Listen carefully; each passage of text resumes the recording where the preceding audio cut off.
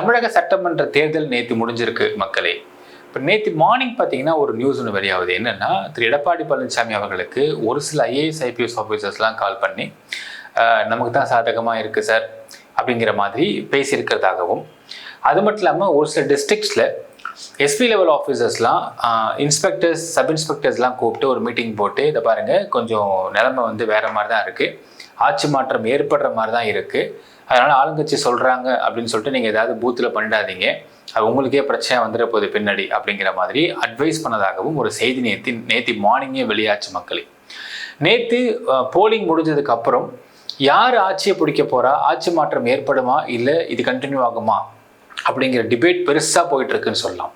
இப்போ எல்லாருக்குமே ஒரு எண்ணம் இருக்கும், மே 4 கவுண்டிங் முடிஞ்சதுக்கப்புறம் யார் ஆட்சியை பிடிக்க போகிறா அப்படிங்கிற ஒரு எண்ணம் இருக்கும்.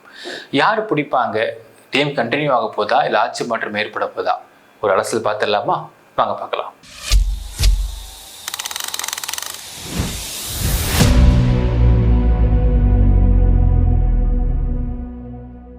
அன்பார்ந்த மக்களுக்கு வணக்கம். நான் உங்கள் Karthik Pillai and welcome to the K team. First of all, நம்ம தமிழ்நாட்டு மக்களுக்கு ஒரு பெரிய சபாஷம் சொல்ல வேண்டியது இருக்குது. நேற்று தமிழக சட்டமன்ற தேர்தல் முடிவடைஞ்சிருக்கு. முடிவடைஞ்சதுக்கான ரிசல்ட் போலிங் பர்சன்டேஜ் அப்படின்னு பார்த்தா ஆல்மோஸ்ட் 85.15% போல் ஆயிருக்கு. இது வரைக்கும் இல்லாத அளவுக்கான ஒரு ரெக்கார்ட் அப்படின்றது எல்லாரும் பரவலாக பேசிகிட்டு இருந்தாலும், என்ன சொல்கிறாங்கன்னா, இது வந்து எஸ்ஐஆர் மாற்றினதால மட்டும்தான் இந்த ஒரு அதிகமாக இருக்குது அப்படின்னு சொல்கிறது உண்மையாகாது. ஏன் அப்படிங்கிறதையும் ஃபஸ்ட்டு பார்த்துடலாம். எஸ்ஐஆர் ஃபார்ம் வருது. எஸ்ஐஆர் ஃபார்மில் வந்து பல பேருக்கு ஓட்ஸ் போயிடுச்சு அண்ட் பல பேர் இறந்து போனவங்க பேர்லாம் எடுக்கப்பட்டுருச்சு. இதனால மட்டும்தான் இது பர்சன்ட் இன்க்ரீஸ் ஆகிருக்கு, மற்றபடி வேறு எதுவுமே இல்லை அப்படிங்கிறது உண்மையா பொய்யா அப்படிங்கிறத ஸ்டாட்டிஸ்டிக்கலாக பார்க்கலாமா?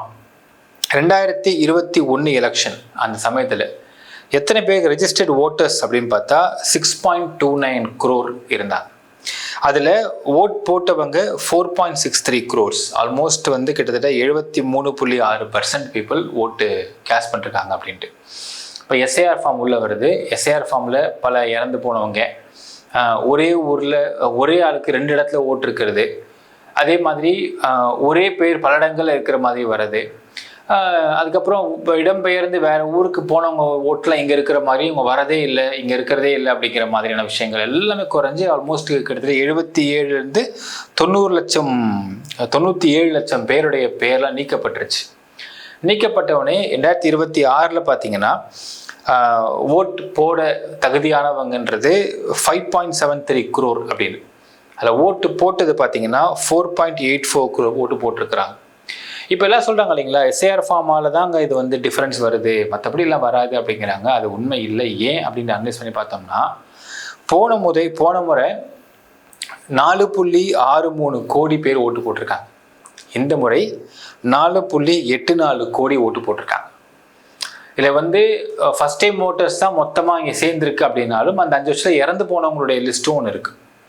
ஸோ அது பார்க்கும் பொழுது கிட்டத்தட்ட வந்து ஒரு 22 லட்சம் பேர் எக்ஸ்ட்ரா, 21 லட்சம் பேர் எக்ஸ்ட்ரா ஓட்டு போட்டிருக்காங்க அப்படிங்கிறதே பார்க்குறோம். இது ரெண்டு விஷயத்தை குறிக்குதுன்னு பார்த்தீங்கன்னா, ஒன்று யங்ஸ்டர்ஸ் ஆர்வமாக வந்து ஓட்டு போட வந்திருக்கிறாங்க அப்படிங்கிறதையும், ரெண்டாவது நிறைய பேர் விஜயோடைய ஒரு வருகையினால் ஓட்டு போட வந்திருக்கிறாங்க அப்படிங்கிறது தான் உண்மை. இதில் வந்து மாற்றுக்கிறது கிடையாது. இப்போ விஜயோட வருகைலாம் ஓட்டு போட வந்தவங்க வந்து ஒரு 70% போட்டிங்க அப்படின்னா, பேலன்ஸ் 30% பீப்புள் வந்து ஃப்ரெஷ் ஓட்டர்ஸாக இருப்பதற்கு வாய்ப்பு இருக்குது அப்படின்னு தான் சொல்கிறாங்க. அது எத்தனை பர்சன்டேஜ் பீப்புள் அப்படிங்கிறதுலாம் ரிசல்ட் தான் தெரிய வரும் நமக்கு. அது ஒன்று. ரெண்டாவது முக்கியமாக பார்க்கணும், நேற்று மார்னிங் வந்த ஒரு செய்தி, அதாவது எடப்பாடி பழனிசாமி அவர்களுக்கு ஒரு ஐஏஎஸ் ஐபிஎஸ் ஆஃபீஸ்லாம் ஃபோன் போட்டு இந்த மாதிரி நமக்கு தான் ஐயா சாதகமாக இருக்குது, நமக்கு தான் வர மாதிரி இருக்குது அப்படின்னு பேசியிருக்கிறாங்க. ஸோ அதனால் இந்த இடத்துல ஆட்சி மாற்றம் வருவதற்கு வாய்ப்பு இருக்குது அப்படிங்கிற மாதிரி ஒரு செய்திலாம் வெளியாச்சு. நேற்று காலையில், எலெக்ஷனுக்கு காலையில் வெளியாகின செய்தி. இதை எப்படி கணிச்சாங்க? இது உளவுத்துறை ரிப்போர்ட்டா, யார் ரிப்போர்ட் அப்படிங்கிறத தேடி பார்க்குறோம். பார்த்தா கடந்த 10 நாள் எலெக்ஷன் வர்றதுக்கு முன்னாடி 10 டேஸ்க்கு பிஃபோர் அந்த எலெக்ஷன் அந்த பிரச்சாரம் சமயங்களில் பார்த்தீங்கன்னா, லாஸ்ட் 10 நாளில் டிஎம்கேவுக்கு பல இடங்களில் செட்பேக் ஆகிருக்கு அப்படிங்கிற மாதிரி ஒரு சர்வே சொல்கிறாங்க. அந்த செட்பேக் ஆகிருக்கு இந்த 10 நாளில் அப்படின்னா, அந்த 10 நாள் அதிமுக ஏறி இருக்கா அப்படின்னு கேட்டால் நாட் மச். ஆனால் விஜய்க்கு ஏறி இருக்கு, விஜய்க்கு பல இடங்களில் கூட்டம் அதிகமாக இருக்குது. ஆனால் அந்த கூட்டம் டிஎம்கேக்கே வரல. இது வந்து அவங்களுடைய சொந்த கட்சியிலே நிறையா வராமல் போச்சு. எப்பவுமே சென்னை வந்து அவங்களுடைய கோட்டை அப்படின்னு சொல்லுவாங்க, டிஎம்கே கோட்டைன்னு சொல்லுவாங்க. அதிமுகவால் சென்னையில் பெருசாக இங்கே வின் பண்ண முடியாமலே போகும் சார் பல இடங்களில். அந்த மாதிரி இடங்களில் கூட டிஎம்கேக்கான கூட்டம் வரல அப்படிங்கிறது ஒரு செட்பேக்காக பார்த்தப்பட்டுச்சு கடந்த லாஸ்ட் 10 நாட்களில். ஸோ இதனுடைய ஆய்வு, இதனுடைய ரிப்போர்ட்ஸ்லாம் வச்சு பார்க்கும் பொழுது டிஎம்கே வந்து கொஞ்சம் இந்த வாட்டி தடுமாறிடுமா அப்படின்றதும் இன்னொரு விஷயம். நம்ம பார்த்துருப்போம், என்னதான் வந்து இங்கே கேசஸ் சம்மந்தப்பட்ட விஷயங்கள்ல டிஎம்கே வந்து பெருசாக தவறு இந்த வாட்டி இந்த 5 வருஷத்தில் பண்ணலனாலும் என்ன ஒரு குற்றச்சாட்டு மெயினாக முன்வைக்கப்படுச்சு விஜயால் அப்படின்னு பார்த்தீங்கன்னா கமிஷன்ஸ் ரொம்ப அதிகமாக டிஎம்கே இந்த வாட்டி எடுக்க ஆரம்பிச்சிருக்காங்க, நிறைய பணம் எடுக்க ஆரம்பிச்சிட்டாங்க, நிறைய பணத்தை சுருட்டினாங்க அப்படிங்கிற மாதிரியான குற்றச்சாட்டு. இல்லை என்ன ஒரு ஸ்டெப்பு மேலே போய் அவர் பேசினாருன்னு பார்த்தீங்கன்னா, இதுதான் இங்கே வந்து பார்க்கப்பட வேண்டிய ஒரு பாயிண்ட். எம்ஜிஆர் காலத்தில் இருந்தால் இந்த ஒரு வழக்கு, இந்த ஒரு கஷ்டம் வந்துச்சுன்னு சொல்லுவாங்க. அதாவது ஆளுங்கட்சி எம்ஜிஆராக இருந்தாலும் எதிர்கட்சி திரு கலைஞர்கள் இருந்தாலும் எம்ஜிஆர் கிட்ட வந்து ஏதாவது ஒரு விஷயம் வந்து பணத்தை கொடுக்குறாங்க அப்படின்னா, என்னங்க கோபாலபுரத்துக்கு பணம் போயிடுச்சா அப்படின்னு கேட்பாரு அப்படின்னும். ஸோ ஆளுங்கட்சிக்கு நம்ம வந்து ஒரு 10 ரூபாய் கொடுக்குறோம்னா எதிர்கட்சிக்கு போயிட்டு ஒரு 3 ரூபாயாவது கொடுக்கணும் அப்படிங்கிறது ஒரு கஷ்டமாக வந்து பார்க்கப்பட்டுச்சு எம்ஜிஆர் காலத்திலிருந்து. சொல்லுவாங்க 11-12 வருஷம் வந்து ஆட்சியிலே இல்லாமல் கருணாநிதி இருந்தாலும் எப்படி வந்து கட்சி நடத்தினாரு அப்படின்னு பார்த்தா எம்ஜிஆர் கொடுத்த பணம் தான் அப்படின்னு சொல்லுவாங்க. ஸோ இது வந்து இந்த வழக்கம் வந்து மாறி மாறி இந்த டிஎம்கே ஏடிஎம்கே எந்த கட்சி வந்தாலும் மாறி மாறி யார் ஆட்சிக்கு வந்தாலும் எதிர்கட்சி இருக்கவங்களுக்கு வந்து அந்த பணம் ஆட்டோமேட்டிக்காக போயிட்டே தான் இருந்துச்சு அப்படின்னு சொல்கிறாங்க. அதனால தான் நீங்கள் பார்த்தா தமிழ்நாட்டில் மட்டும் பார்த்தா தெரியும், அதிமுக திமுக இதை மீறி இன்னொரு கட்சி வர்றதுக்கு இங்கே வந்து விடவே மாட்டாங்க 2 பேரும். இன்ஃபேக்ட் பெரம்பூரில் வந்து என்ன சொன்னாங்க, என்ன ஒரு விஷயம் கேள்வி போகிறோம்னா, பெரம்பூரில் விஜய் நிற்கக்கூடிய அந்த தொகுதியில் அதிமுக சார்பாக வேலையே செய்யலை அப்படின்னும், அங்கே திமுக வின் பண்ணுறதுக்காக அதிமுக கேண்டிடேட்ஸும் சேர்த்து வேலை பார்த்தாங்க அப்படின்னா இப்போ ஒரு நியூஸ் நேத்தி காலில் வந்து வெளியாகிட்டு இருந்துச்சு மக்களே. ஸோ இப்போ ஏன் வந்து டிஎம்கே அப்படிங்கிறது அவங்க மிஸ்ஸே பண்ண மாட்டேங்கிறாங்க, ஏன் மற்ற தேர்ட் பார்ட்டியை உள்ளே விட மாட்டேங்கிறாங்கன்னு பார்த்தா காரணம் இதுதான் அப்படிங்கிறாங்க. எந்த கட்சி வின் பண்ணாலும் எதிர் உள்ள கட்சிக்கு ஒரு 10 ரூபாய் நான் வாங்கினா 3 ரூபா நான் கொடுத்துறேன், நீ பார்த்துக்கோ அப்படின்றது அவங்க ரொம்ப கேர்ஃபுல்லாக பார்த்துக்கிறாங்கன்னு சொல்கிறாங்க. இந்த முறை விஜய் அவர்கள் இந்த கமிஷனை பற்றி ரொம்ப ஓப்பனாக பேச ஆரம்பித்ததுக்கப்புறம் தான் 2 கட்சிக்கும் தடுமாற்றம் ஏற்பட்டுச்சு அப்படின்ற ஒரு ரிப்போர்ட்டும் கொடுக்குறாங்க. ஸோ இது என்ன ஆச்சுன்னா, மக்கள் மத்தியில் சில விஷயங்களை ஓப்பனாக போட்டு உடச்ச மாதிரி ஆகிப்போச்சு அப்படிங்கிறாங்க.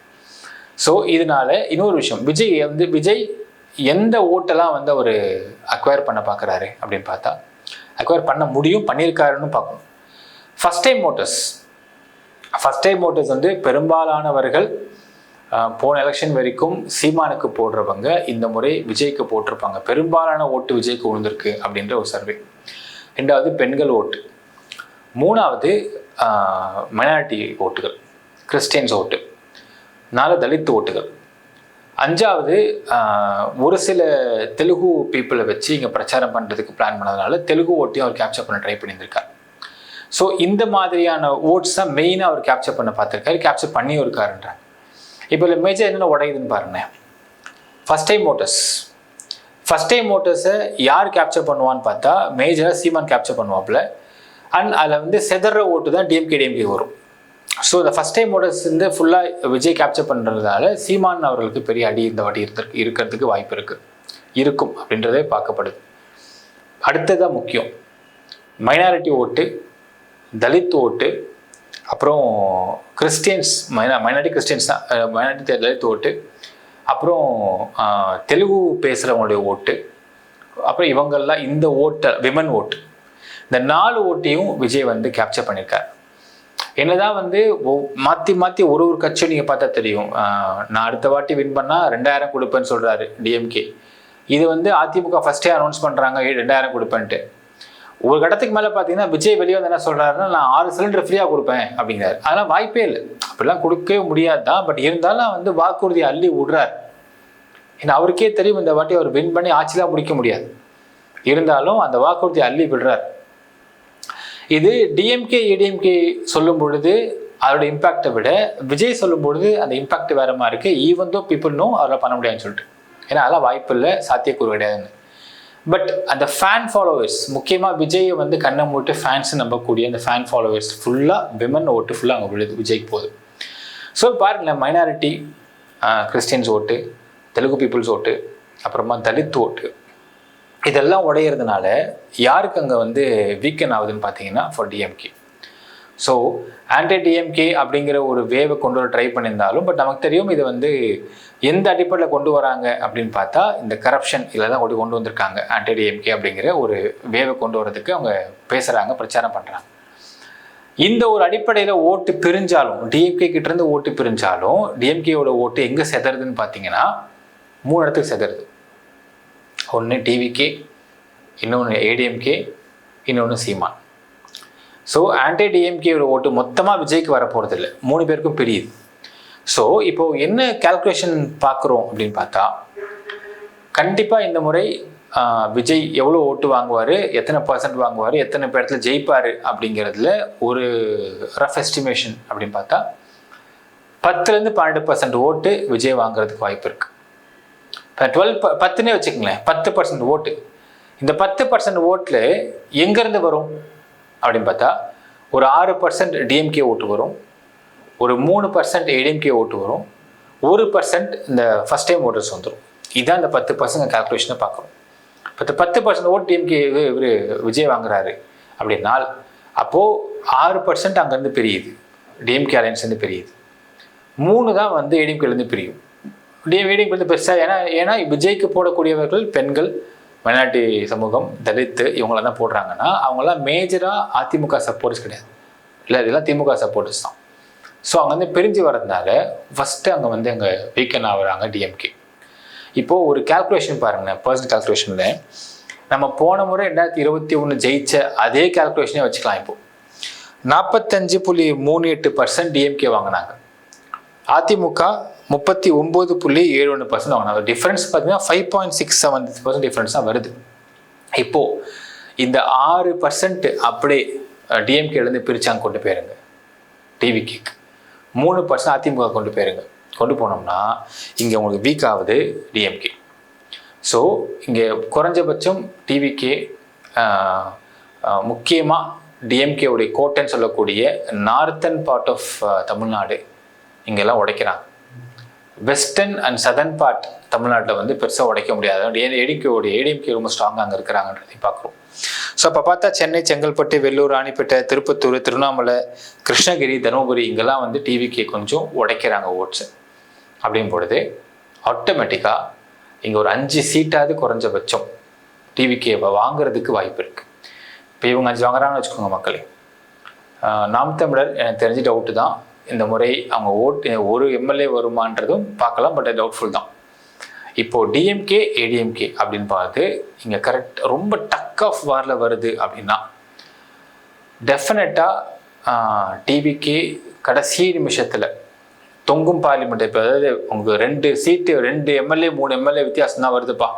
இதில் வந்து யாராவது வந்து ஒரு டிவிகே மட்டும் ஏதாவது ஒரு கட்சிக்கு சப்போர்ட் பண்ணிட்டா அந்த கட்சி தான் வந்து ஆளுங்கட்சி அப்படிங்கிற மாதிரி ஒரு நிலைமை வருது அப்படின்னால், கண்டிப்பாக ஆல்டர் குருமூர்த்தி அவர்களுடைய வழிகாட்டுதலின்படி டிவிகே கண்டிப்பாக சொல்லுவாங்க, என் சப்போர்ட் வந்து எம்ஜிஆர் கட்சிக்கு, அதிமுகன்னு சொல்லுவாங்க. ஸோ அதிமுக இங்கே ஆட்சி அமைப்பதற்கான வாய்ப்பு இருக்கிறதாகவும் சொல்லப்படுது. ஸோ May 4th ரிசல்ட் மக்கள் இன்னொரு 9 நாள் இருக்குது. இந்த அலையன்ஸ் ஃபார்மேஷன் நம்ம அப்பயே சொன்னோம் பாருங்க, அவங்க காங்கிரஸை பிரிக்க ட்ரை பண்ணாங்க டிஎம்கே கிட்டேருந்து. காங்கிரஸை பிரிச்சிருந்தாங்க அப்படின்னா டிவிகேக்கு வந்து குறைஞ்சபட்சம் ஒரு சீட், ஒரு கணிசமான சீட்ஸ் வந்து கிடச்சிருக்கும், எம்எல்ஏவாக ஜெயிப்பாங்க. பட் இப்போ கேஎஸ், அதுக்கப்புறம் இன்னும் 2 பிரபுன்னு ஒரு கேண்டிடேட் நல்லா பண்ணியிருக்காருன்னு கேள்விப்படுறோம் டிவிகேல. ஸோ எப்படி கூட்டி கழித்து பார்த்தாலும் ஒரு 4லேருந்து 5 சீட்டு டிவிகே ஜெயிக்கிறதுக்கு வாய்ப்பு இருக்குது. ஜெயிக்கிறாங்க அப்படின்னால் அவங்க தான் டிசைடிங் ஃபேக்டராக இருப்பாங்க யார் இங்கே ஆட்சி அமைக்க போகிறாங்க அப்படிங்கிறதையும். அதன் அடிப்படையில் திமுகவுக்கு சப்போர்ட் அவங்க பண்ண மாட்டாங்க. ஸோ அதிமுகவுக்கு சப்போர்ட் பண்ணுறதுக்கு குருமூர்த்தி அவர்கள் வந்து நிச்சயம் வழிகாட்டுவார். அதன் அடிப்படையில் அதிமுக ஆட்சி அமைப்பதற்கான வாய்ப்புகள் இருக்கிறதாகவும் சொல்கிறாங்க. பார்க்கலாம், நினைக்கிறேன், கமெண்ட்டில் மென்ஷன் பண்ணுங்கள். நன்றி, வணக்கம்.